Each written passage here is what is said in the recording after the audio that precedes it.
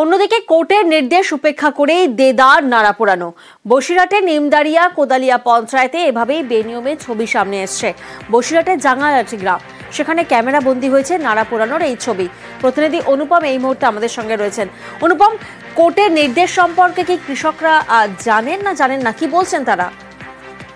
হ্যাঁ দেখো প্রিয়াঙ্কা, প্রথমেই বলে রাখি, এই যে আদালতের যে নির্দেশ ছিল যে নাড়া পোড়ানো যাবে না, এতে দূষণ ছড়ায় এবং অন্যদিকে চাষের জমিরও প্রচুর ক্ষতি হয়।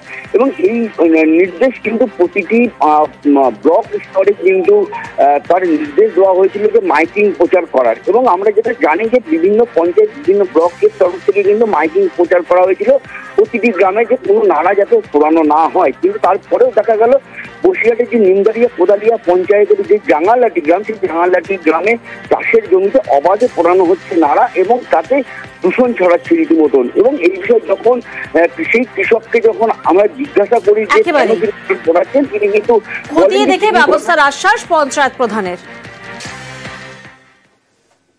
না, এই বিষয়টা তো আমি জানি না।